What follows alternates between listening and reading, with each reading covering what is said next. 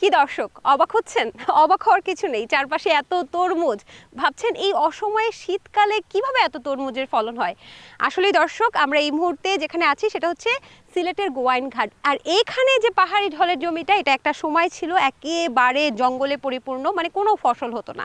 এই ফেলনা জমি কৃষকেরা বিগত 4-5 বছর ধরে ব্যবহার করছে এই জায়গাটা। এর আগে কিন্তু আলীগড়েও ব্যবহার করা হয়েছে, অর্থাৎ আলীগড়েও এই তরমুজের চাষ হয়েছে, অসময়ের তরমুজ। বর্তমানে এত লাভবান হচ্ছে কৃষক যে এই এলাকা, গোয়াইন ঘাটের এই এলাকাটাও কিন্তু বেশ তরমুজে একদম সয়লাভ। আর এই তরমুজটা যেহেতু অসময়ে হয়, স্বাদে গুণে একেবারে মৌসুমের তরমুজের মতো, মানে রসেও পরিপূর্ণ। সেই সাথে সাথে কৃষকরা অসময়ে তরমুজ উৎপাদন করে বেশ ভালো দাম পাচ্ছে। দর্শক, কিভাবে এই তরমুজের ফলন হচ্ছে, কোন কোন এলাকায় হচ্ছে, কিভাবে চাষাবাদ করছে, সার্বিক চিত্র তুলে ধরার জন্য আমরা কিন্তু চলে এসেছি। সবাইকে স্বাগত জানাচ্ছি দীপ্ত কৃষির আজকের এই পর্বে, পাওয়ার্ড বাই কাজী ফার্মস।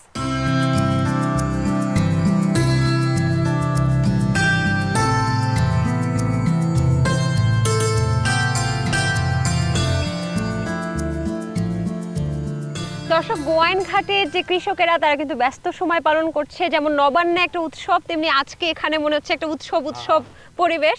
এবং আমার পাশে যে দুই চাচাকে দেখতে পাচ্ছেন, এই দুই চাচারা মানে আরো চাচা আছে, মানে 6 জন চাচা মিলে বন্ধু একসাথে তারা হচ্ছে তরমুজ চাষ করেছে। শুধু তারা না, এমন অনেক কৃষক কিন্তু এখানে, যত দূর চোখ যায় শুধু তরমুজ আর তরমুজ। আর এগুলো হচ্ছে অসময়ের তরমুজ, তবে খুবই মজাদার আমাকে বলেছে চাচা। এবং চাচারা মিলে আজকে বিক্রি করেছে প্রায় 2,50,000 টাকার তরমুজ। কতগুলো বিক্রি করছেন? 1500। আচ্ছা চাচা, কতদিন পর্যন্ত আর হারভেস্ট করবেন? এক মাস দেড় মাস পর্যন্ত চাষ। 1.5 মাস পর্যন্ত? এত ফলন, এটা কি আমি আসলে মানে স্বপ্ন দেখতেছি না তো। 50 বিঘা জায়গা আছে। দর্শক, অসময়ের তরমুজ ফলন দেখেই যাচাই বাছাই না করি, আগে খেয়ে দেখি এটা আসলেই সুস্বাদু কিনা। চাচা কাটেন দেখি একটা তথ্য জানিয়ে রাখি দর্শক, সারা বাংলাদেশে এই সময়টা অর্থাৎ শীতকালীন যে তরমুজটা আসে সেটা কিন্তু এই সিলেটের এই জায়গা থেকেই তরমুজগুলো যায়। এখানে কয়েকটা জায়গায় মনে হয়, কি কি জায়গা আছে? গোয়াইনঘাট আছে, মনে করো সোমাউরা আছে, গোলা আছে, সিমেন্টলা আছে, বিভিন্ন জায়গার নাম। আচ্ছা, তার মানে সিলেটের এই গোয়াইনঘাট এবং অন্যান্য জায়গা থেকেই কিন্তু এই তরমুজগুলো সারা বাংলাদেশে যাচ্ছে, আর কোনো কোথাও কিন্তু হচ্ছে না। এবং আরো তথ্য দিব তার আগে দর্শক দেখতে পাচ্ছেন। আচ্ছা, আপনিও খান চাচা? কি সুন্দর সুনিপুণ হাতে তিনি। এটা আমি খাই নাকি? এটা আপনি খান। হ্যাঁ, এটা আমার খাইতে ভালো হবে। আর যে পরিমাণ রস, আমি জানি না কতটুকু দেখা যাচ্ছে দর্শক, আমার হাত থেকে কিন্তু রস পড়ছে। আমি ভেবেছিলাম এই শীতকালে তরমুজ মনে হয় রস থাকবে না চাচা। হ্যাঁ, আচ্ছা খাওয়া শুরু করি। বিসমিল্লাহ। দেখি কেমন ফলাইছেন আপনারা। অসাধারণ স্বাদ, দারুণ দারুণ, কি বলবো। আচ্ছা একটু পরে খাই, আগে আপনার থেকে একটু তথ্য নেই। হ্যাঁ চাচা, কি ভালো লাগছে? জি ভালো। নিজের ক্ষেতের তরমুজ খাইতে কেমন লাগে? আমরা তো নিজে ক্ষেত করে তো ভালো আর কত। আচ্ছা, এই যে আমরা যে ক্ষেত থেকে তুইলা খাইলাম, জি এখানে আবার কীটনাশক এগুলো দেন নাই তো? জি না কিছু নাই। দিতে তো হইছে একবার, কিন্তু এই তো রোপণ করতে দিতেছি। আচ্ছা, কতদিন আগে দিবেন? এই প্রায় 1.5 মাস। আচ্ছা, এই যে আমরা এখন তরমুজটা পাচ্ছি, এই সময়টা তো বাংলাদেশের অন্যান্য কোনো এলাকায় হচ্ছে না। জি না, কোনো এলাকায় হচ্ছে, খালি আমরা এলাকায় মনে করো বার করতে পারছি। আল্লাহ আগে মাশাআল্লাহ, তো নিশ্চয়ই ভালো দাম পাইতেছেন? ইনশাআল্লাহ লাগে মনে করো ভালো দাম পাইতেছি। আল্লাহ যা আর যে করে রাখছে তা আল্লাহ দিবনি। ফলন কি নরমাল টাইমে যেমন হয় তেমন হইছে? না মনে করো নরমাল থেকে একটু টানু আছে। আল্লাহ আগে একটা আমার হাতে দেন তো দেখি কেমন ওজন হয়েছে। দেখে কিন্তু বেশ বড়ই লাগতেছে আমার কাছে। মাশাআল্লাহ মাশাআল্লাহ। দর্শক, এটা কিন্তু অনেক ওজন। কত ওজন হবে দেন চাচা? 10-8 কেজি হইব। কি কোন 8-10 কেজি হবে? হ্যাঁ। আচ্ছা, 8-10 কেজি ওজনের এটা। এবং আপনারা জানি এই তরমুজটা ভিতরে লাল হইব নাকি কেমনে বলতেন? ইনশাআল্লাহ লাল হইব, মনে করো টুকা দিলে খালি টক টক টক টক থাকবে। আচ্ছা, তার মানে যেটার ভেতরে ভালো রসালো তরমুজ সেটা কিন্তু টোকা দিলে বুঝতে পারে। চাচারা আমাকে কিন্তু একটা নিয়ম শিখাই দিয়েছে। এবং 8-10 কেজি ওজনের এই তরমুজটার ভেতরে যদি রসে পরিপূর্ণ হয়, তার মানে কি মজা হবে ইনশাআল্লাহ। আমি বুঝতেই পারছি। হ্যাঁ, তো পিস প্রতি বিক্রি করেন নাকি? পিস প্রতি বিক্রি করি, সোয়াগারি বিক্রি করি। এটা মানে কি? মানে মনে করো 100 তরমুজ মনে করো আমরা বেচি মনে 16,000 টাকা। আপনি কি জানেন খুচরা বিক্রি করে কোথায়, মানে বাজারে খুচরা কত টাকা দিয়ে বিক্রি করে? 300, 350, 200, 250, এটা তো মনে করো মাল দিয়া। তার মানে এখান থেকে নিয়ে মাল দিয়ে আবার হচ্ছে আপনার 300, 350 করেও বিক্রি করে। এটা কই যায়? গোয়াইনঘাটে যায়, মামার দোকানে যায়, জাগলং যায়, জয়ন্তার যায়, সিলর যায়, কুমিল্লা যায়, ঢাকা যায়, বিভিন্ন জায়গায় যায়। আচ্ছা, এই যে কাউরান বাজারে এখন যে তরমুজগুলো দেখি সেগুলো এগুলাই? হ্যাঁ, এডি। মাশাআল্লাহ চাচা, অনেক ভালো লাগলো। এই কয়দিন পর পর ওঠান আপনারা? রাখেন তো। এটা 3 দিন, 4 দিন, 5 দিন পর উঠাই।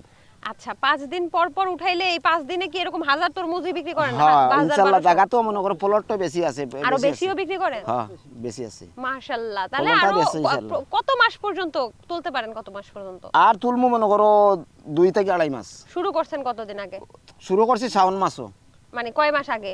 মনে করো 3 মাস 4 মাস আগে তোলা শুরু করছেন কবে? তুলা শুরু করছি আজ থেকে বিসমিল্লাহ।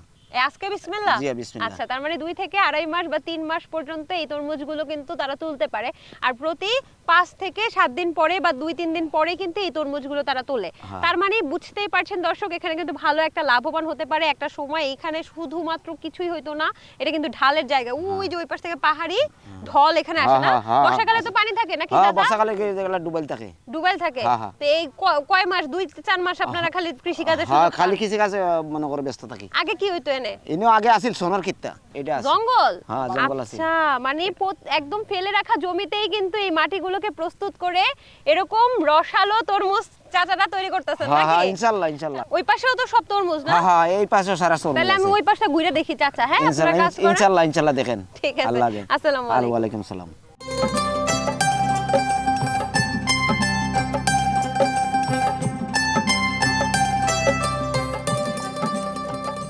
আমি মোহাম্মদ রকিবউদ্দিন, প্রকল্প পরিচালক, আধুনিক প্রযুক্তির মাধ্যমে সিলেট অঞ্চলের কৃষি উন্নয়ন প্রকল্প।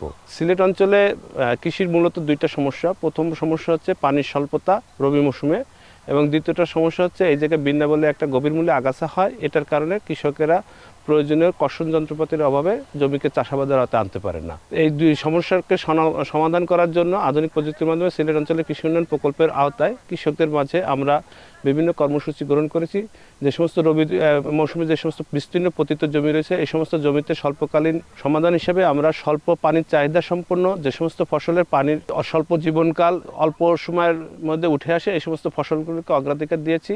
আমরা যে মাঠটা দেখতে পাচ্ছি, এই মাঠগুলো আসলে রবি মৌসুমে পতিত থাকতেও সেচের প্রয়োজনে পানির অভাবের কারণে। এক্ষেত্রে আমরা বিভিন্ন পানি সাশ্রয়ী এবং স্বল্প জীবনকাল সম্পন্ন ফসল যেমন তরমুজ, নাগামরিচ, ক্যাপসিকাম, ভুট্টা, এই সমস্ত ফসল সম্প্রসারণ করার মাধ্যমে এই অনাবাদী মৌসুমী অনাবাদী জমিগুলোকে আবাদের আওতায় আনতে সক্ষম হচ্ছে। এতে কৃষকরা যেমন আর্থিকভাবে স্বাবলম্বী হচ্ছে, সাথে সাথে জাতীয় অগ্রগতিতে তারা অবদান রাখতে সক্ষম হচ্ছে। ভাই, আপনারা তো তরমুজ আজকে হারভেস্ট করতেছেন না? জি তরমুজের ফলন দেখছি খুব ভালো, জি। কিন্তু ফলনটা আসলে এক একটা গাছ প্রতি কি মৌসুমের মতোই হয় কিনা? এই মৌসুমের মতন হয় বলতে এক একটা গাছে দেখেন এখানে 6টা তরমুজ আছে, গাছ কিন্তু 3টা আছে। কই গাছের গোড়াই তো পাইরা? এই দেখেন, এইটা গাছের গোড়া? জি জি জি। আচ্ছা, এই গোত্রের মাঝে 2টা আছে, 2টা কিন্তু 6টা তরমুজ দিছে। বসেন তো আমরা দেখাই একটু দর্শকদেরকে। জি জি। এখানে 6টা তরমুজ? জি। কোনটা কোনটা? 1 2 3 4 5? ওই 5 ওই ছোট একটা আছে। ছোটটাও কি বড় হবে? জি জি জি। তার মানে এক একটা গাছের বিভিন্ন শাখা প্রশাখা থাকে, জি জি। সেগুলোতে প্রত্যেকটা শাখাতেই একটা করে তরমুজ হয়? হয়। 2-3টা হয় না তো এক একটা শাখাতে? দেখেন এটা 2টা 3টা হয় বলতে বিভিন্ন লতে ওই জায়গাতে একটা ধরে, হ্যাঁ। ওই জায়গাতে আরেকটা ছাড়ে। যখন 2টা ছাড়ে, একটা বড় হইব একটা ছোট থাকবে। তাহলে একটা গাছে পুরো সিজনে কতদিন, কবে লাগান আর কবে তোলেন? ধরেন খাতির 15 তারিখ লাগাইছি। মানে 90 দিনের মধ্যে উঠে? হ্যাঁ হ্যাঁ এরকম? এইরকম। তারপর এটা হলো 90 দিনের ফসল। 90 দিনের ভিতরে পুরা ইয়ে পেকে যায়। পেকে যায়, তারপর কতদিন পর্যন্ত উঠাইতে পারেন? ধরেন 15 দিনের মধ্যে বিছরাটা শেষ। আচ্ছা ঠিক আছে, এখানে তো দেখলাম কিভাবে চাষবাস করছেন, একটু যদি বলতেন মাটিটা কেমনে প্রস্তুত করছেন? এটা তো মাটিতে প্রস্তুত করছি আমরা। প্রথমে কুদালটা হাতে নিছি, নিয়ে ওখানে গোত্র করছি, করিয়া ধরেন সারগুলা মিলাইয়া ওখানে ফেলাইছি, এই পরে যে মাটিটা মিক্স দিছি। জি এই করতে, তারপর মাটিটা মিক্স জি। দিছেন? ওই দেখেন মাটিটা মিক্স দিছি। এটাও ধরেন 1 ফুটের মতন গভীর আছে। আচ্ছা। এই ধরেন সাইডের পাশে 3 ফুট হইব, হুম হুম হুম। আর নিচে দিকে গভীর আছে 1 ফুট। বাহ। আর পানিটা কোথায় দেন? ওই পানিটা ওই জায়গার মাঝে দিই। এখানে মগ দিয়ে দেন, তাই তো? বালতি দিয়ে দিয়ে ওই ইয়ে দেখেন ভিজা আছে। হ্যাঁ, এখনো তার মানে তরমুজের ইয়েতে সব সময় পানি জমিতে বেশি পানি লাগবে। থাকবে, জি। পানি থাকতে হবে, মানে পানি রসটা না হইলে থাকতে হবে। ফসল নাই। পানি দিবেন, রস আসবে। কয়দিন কয় বেলা দিতে হয়? ধরেন যখন মাল আসবে তখন প্রতি সপ্তাহে 2 বার দিতে হবে। ঠিক আছে, আমরা আজকে তো আপনারা হারভেস্ট করছেন, জি। ওই যে পিছনে দেখতে পাচ্ছি অনেক টুপ করে রাখছেন, ওগুলো কি পাইকার এসে নিয়ে যাবে? জি জি জি। তাহলে চলেন তো ওখানে একটু দেখে আসি কতখানি হারভেস্ট করছেন।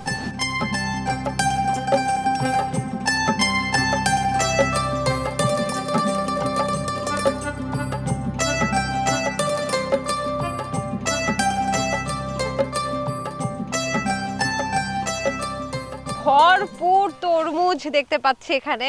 কি পরিমাণ তরমুজ আছে এখানে, আর এত বড় বড় বিগ সাইজ কেন? এইটা আমাদেরকে আল্লাহ দিয়েছেন, এগুলো আমরা কিছু করিনি। মাশাআল্লাহ মাশাআল্লাহ, কি পরিমাণ আছে এখন তরমুজ? এনো 1500 তরমুজের মতন আছে। 1500 তরমুজ আরো হারভেস্ট করে নিয়ে আসতেছে জি না জি, বস্তা আর করে করে? অনেকগুলা বইতে আছে, বাহ। ক্ষেতের মাধ্যমে আছে। আচ্ছা, আমি দেখতেছি যে এক একটা এক এক সাইজের, জি। বেশিরভাগই বড় বড়, জি। এবং সিজনাল যে মাঝারি সাইজের তরমুজের থেকেও বিশাল বড় বড় জি। সাইজের হচ্ছে তরমুজ। জি। তো এরকম কোন নিয়ম আছে যে ছোটগুলো, যে অনেকে যে বলে মাঝারি তরমুজগুলো মিষ্টি বেশি, বড় তরমুজগুলো জি মিষ্টি না কম, জি এটা না কি জি না, সত্যি? একটা গাছে যেটাই তরমুজ ধরবো আল্লাহ পাকে যা মিষ্টি দেয়া দিব তাই হইব, এর বাইরা যাবে না। আচ্ছা, আমি শুনছি যে তরমুজ পাকলে অনেক সময় ছোট অবস্থায় তরমুজ পেকে যায়, জি। অনেক সময় বড় হলেও তরমুজটা পাকে, বটাজ্য বলেন তাই না? জি, জি। ওটা দেখেই আপনারা বোঝেন যে জি, জি। তরমুজ পাকছে কিনা, কিভাবে আমাকে একটু বুঝান তো। ওই দেখেন, এটা পাকলে এই যে একটা জিনিস আছে না, এটা কালো হইব, ওইটা সবুজ বেশি হইব। মানে ওর রংটা চলে জি, আসবে জি, তাই জি। তো, ডোরাকাটা রংটা? জি জি। আচ্ছা, আর এখানে দেখলে ওই ডাটাটা দেখলে কোনো কিছু বোঝা যায় না না? জি না জি না জি না, আচ্ছা। এটা দিয়ে এই কিচ্ছু না। দারুণ। এখন তো আমি যতটুকু জানি যে আজকে ক্রয় করবে একজন, মানে জি। পাইকার আসতেছে। এটা অলরেডি বেচা লাইছি, তবে এগুলা খালি নিব, আমরা তো ওখানে আনিয়ে দিছি, তার গাড়ি দিয়ে ওখান থেকে নিয়ে যাবো, আমাদেরকে টাকা দিয়ে দিব। আপনি কি একাই করতেছেন নাকি কয়েকজন মিলে? পার্টনার 6 জন আছে আমার সাথে। তাহলে এই যে এখন দেখতে পাচ্ছি 1500 উঠাইছেন, জি। এখানে ঠিক কত টাকা করে আপনারা কি কেজি বিক্রি করছেন না পিস বিক্রি করছেন, কিভাবে? আমরা 100 হিসাবে বিক্রি করছি 17,000 টাকা। 17,000 টাকা শো, তাহলে হ্যাঁ। এক একটা কত টাকা পড়ে? 170। নেক্সট হারভেস্টটা কবে করবেন? আগামী রবিবার পরে। আচ্ছা, এইভাবে কত দিন পর্যন্ত হারভেস্ট করতে পারবেন? 15 থেকে 20 দিন। আচ্ছা, এরপরে তো একবার এখানে রোপণ করবেন কিছু না? এখানে ধান ধরেন লাগানো হইব। খরচটা কি আমাকে জানাইতে পারবেন? কোনো সমস্যা হয় কি জি না না? জি না জি না, এগুলো কোনো সমস্যা না। ধরেন রোগবালাই? আমাদের বিঘা প্রতি জায়গা বাদ পড়ে ধরে 25,000 হইব। বিঘা প্রতি? হ্যাঁ 25,000। বিঘা প্রতি ফলন কত? এই যেভাবে দিছেন আল্লাহ, এইভাবে হইলে 1 লক্ষ টাকার উপরে পাইব। কয় বিঘা করছেন আপনারা 6 জন মিল্লা? 50 বিঘা। 50 বিঘা, তাহলে প্রায় বলা যায় যে 50 লক্ষ টাকা এই বছর আছে আল্লাহ, এরকম আল্লাহ দিত, আমাদের এখানে জোরের কিছু না। ঝুঁকিও তো নাই? জি। আছে কোনো ঝুঁকি জি না যে বিক্রি হবে না বা খারাপ জি না, কুয়াশা? এইরকম কোনো লাইন নাই যে বিক্রি হইব না, বিক্রি হইব। ধরেন ফাইতেন আসলে 5,000 টাকা পাইবেন, 60,000 টাকা। একদমই ভালো লাগছে আমার খুব শুনে, যে আপনার মুখে হাসি দেখেই বুঝতে পারছি যে কৃষক একটা ফেলানো জমি ব্যবহার করে কত পরিমাণ লাভবান হচ্ছে। এরকম 1500 মাল নিয়ে কেউ কি ধরেন মুখ কালো করে বসে থাকবো? আজকে তো খালি টাকা। মাশাআল্লাহ মাশাআল্লাহ, বাসায় গিয়ে আজকে আরাম করার দিন না? জি। বাসাত গিয়ে আরাম করার দিন নাই, আমরা ওখানেই থাকা লাগবো। আমাদের বাড়িতে পূর্বালি আচ্ছা আচ্ছা, প্রতিদিন যেতে যেতে পারবো। মানে কৃষি কাজের মধ্যেই থাকতে হবে। ঠিক আছে ভাই, খুব ভালো লাগলো কৃষকরা এত ভালোভাবে চাষবাস করে ফেলানো জমি থেকে এত ভালো ফল পাচ্ছে, ভালো লাগলো শুনে। ভালো থাকেন তাহলে। জি আলহামদুলিল্লাহ।